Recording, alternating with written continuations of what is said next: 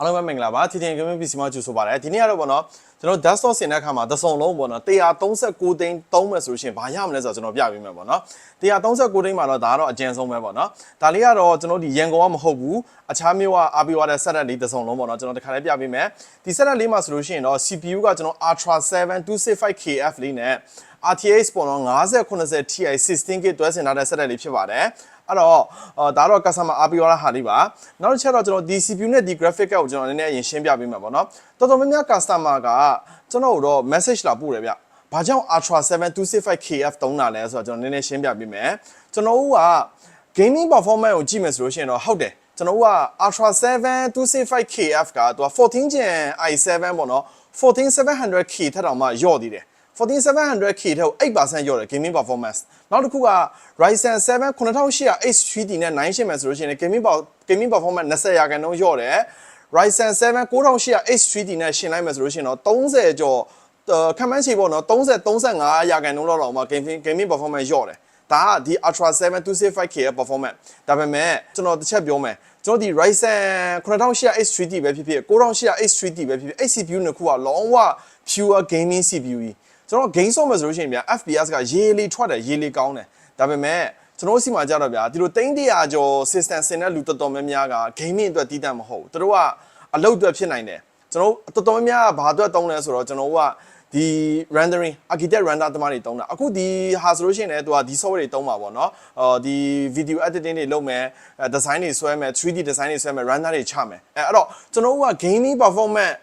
လုံးဝလိုချင်တယ်တဘော gaming set လောက်ပဲဆင်မယ်ဆိုလို့ရှိရင်တော့Ryzen 7 9800 H3D 9800 H3D တော့အရန်ကောင်းတယ်ဘာနဲ့မှရှင်းလို့မရဘူး gaming performance ရေးလေကိုကျန်းတာဒါပေမဲ့ကျွန်တော်အလုပ်တဲ့ performance ကိုနည်းနည်းရှင်းပြပေးမယ်เนาะအဲ့တော့ကျွန်တော်ကထားလိုက်ပါတော့ကျွန်တော်က Marty Core နဲ့ render ချလောက်မယ် Marty Core နဲ့ render ချလောက်မယ်ဆိုလို့ရှိရင်ဒီ Ultra 7 265K ကသူက i7 14 Gen 14700K ထက်ကို8% ပြန်တာတယ် Marty Core နဲ့ render ချမယ်ဆိုလို့ရှိရင်နောက်တစ်ချက်ကျွန်တော်ဒီ Ryzen 9800 H3D တို့9800 H3D တို့နဲ့ဆိုင်လို့ရှိရင်သူရဲ့ Marty Core render က2ဆဝန်းကျင်တော့ရှိရယ်เนาะခုနကကျွန်တော်ပြောပြပါပြီ Ryzen H3D CPU ကလုံးဝ pure gaming သူကအလုပ်လုပ်တဲ့နေရာမှာလေဒီ CPU တွေကိုအများကြီးရှုံးတယ်gaming မှာကျတော့သူက20-30% လောက်ပိုတာပြီးတော့အလုပ်တဲ့နေရာမှာကျတော့ထက်ဝက်လောက်ပဲ performance ရှိတယ်ဒီ CPU တွေကအဲ့ဒါကြောင့်မလို့ပါအဲ့ဒါကြောင့်မလို့ကျွန်တော်က 265K နဲ့ဆင်တာပါအဲ့ကလေးမိတ်ဆွေတို့အနေနဲ့ကျွန်တော်ကတော့ကိုလောက်တဲ့အလုပ်ပေါ်မှာမူတည်ကိုကလုံးဝ gaming ကိုအားပေးမယ်ဆိုလို့ရှိရင် H3D နဲ့ဆင်လို့ရတယ်ကျွန်တော်တို့နဲ့ဆင်လို့ရတယ်အဲ့ကလေးကိုကအလုပ်အားကိုးမယ်ဆိုလို့ရှိရင်တော့ဒီ 265K လိုမျိုးတော့မဟုတ် Intel i7 14700K လိုမျိုးနဲ့လုံးဝဆင်လို့ရပါတယ်ကျွန်တော်တို့ပေါ့နော်ဒီနေရာမှာပေါ့နော်ကျွန်တော်ဒီ gaming အတွက်ကောဒီအလုပ်အတွက်ကောပေါ့နော်အရန်ကောင်းတဲ့ CPU တခုရှိတယ် Ryzen ထဲကပေါ့နော် Ryzen 9 9950 H3D ထွက်သွားမှရက်ပိုင်းပဲရှိသေးတယ် CPU အဲ့ CPU ဆိုများ gaming အတွက်ဆိုလို့ရှိရင်လည်း9800 H3D ထက်နည်းနည်းကောင်းတယ်နောက်ပြီးတော့အလုပ်အတွက်ပေါ့နော်ကျွန်တော် Marty Core နဲ့ render ချမယ်တို့ video editing လုပ်မယ်တို့ design လုပ်မယ်ပေါ့နော်အဲ့အတွက်လည်းဆိုလို့ရှိရင်လည်းသူကIntel ထဲက Ultra 9 285K နီးနီးလောက်ကောင်းတယ်ပြောမှဆို gaming အတွက်ပဲဖြစ်ဖြစ်အလုပ်အတွက်ဖြစ်ဖြစ်အရန်ကောင်းတဲ့ CPU ဗျာဒါပေမဲ့အဲ့ဒီ CPU ကိုကျွန်တော်ကစင်မယ်ဆိုလို့ရှိရင်ကျွန်တော်ကဒီ RTX 5090 Ti လိုမျိုးကျွန်တော်မတောင်းရတော့ဘူးသူ့အတွက်ကြိုက်တဲ့ graphic က RTX 5090သူက RTX 5090အတွက် CPU ဖြစ်နေတာပေါ့နော်အဲ့လိုမျိုးသွားဆင်လိုက်မယ်ဆိုလို့ရှိရင်လည်းတစ်စုံလုံးက300ကျော်တယ်အဲ့တော့အရန်စီကြီးသွားမယ်ဗျာ300ကျော်နဲ့ဘယ်လိုမှမရနိုင်ဘူးဗျာဒီလားအဲ့ကြောင့်မလို့ပေါ့နော်နောက်တစ်ခုတော့ cooler ပေါ့နော် CPU ကကျွန်တော်ဒီ Ultra 7 ဖြစ်တဲ့အတွက်ကျွန်တော်ကတော့ liquid cooling ပေါ့နော် Summer ထဲက360 liquid cooling fan 3လုံးနဲ့ဟာကျွန်တော်တုံးပေးထားပါတယ်လုံးဝ overheat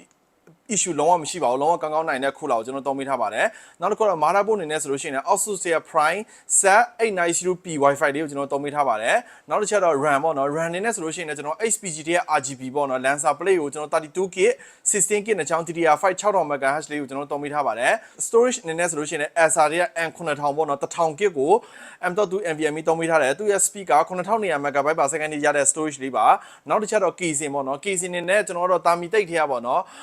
view 990 TG ပေါ့နော် CPU လေးကိုကျွန်တော်တုံးပေးထားပါတယ်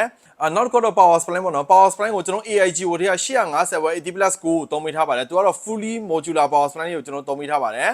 နောက်တစ်ခုကတော့ TPC တွေအားလုံးကတော့အသစ်ဖြစ်ပြီးတော့3နှစ်အမခံအပြည့်ရရှိမှာဖြစ်ပါတယ်နောက်တစ်ခုကတော့ DKC အနေနဲ့ပေါ့နော်ကျွန်တော်က casing fan 6လုံးတက်ပေးထားတယ်ပြီးလို့ရှိရင် DKC ထဲမှာရှိနေတဲ့ RGB item တွေအားလုံးတစ်ထပ်တဲ့အယောင်ပြောင်းလို့ရအောင် controller တစ်ခုပါထပ်တက်ပေးထားတယ်နောက်တစ်ခုကတော့ monitor ဆိုလို့ရှိရင်တော့ AOC ထဲကကျွန်တော်က28လက်မောက် 2K 2K IPS panel နဲ့180 refresh rate လေးကိုတုံးပေးထားပါတယ်နောက်တစ်ခုကတော့ gaming keyboard mouse ပါမယ် speaker ပါမယ်ကျွန်တော်ဒီmouse pad ပါမယ်ပြီးလို့ရှိရင် UPS ပါမယ် UPS ကတော့ကျွန်တော်2000 VA တုံးပေးထားတယ် Pro Link ထဲကပေါ့နော်ဒီ system ဘုံအတွက်တော့1250တို့1200တို့ကတော့မလောက်ဘူးဗျ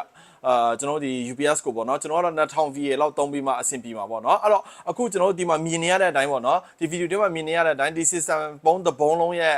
ဈေးကတိန်း100နဲ့မှ39သိန်းပါဒါနဲ့ပြီးတော့မိတ်ဆွေတို့အနေနဲ့ adjust လုပ်ချင်တဲ့ဟာလေးတွေရှိတယ်တိုင်ပင်ချင်တဲ့ဟာလေးတွေရှိတယ်ဆိုလို့ရှိရင်လည်းကျွန်တော် TDN Gaming PC ကိုဆက်သွယ်လိုက်ပါအားလုံးပဲကျေးဇူးတင်ပါတယ်ကျွန်တော် TDN Gaming PC ရဲ့ဗီဒီယိုလေးကိုလည်း like and share လေးကူညီပေးကြပါနော်အားလုံးပဲနောက်ဗီဒီယိုမှာပြန်တွေ့ကြအောင်နော်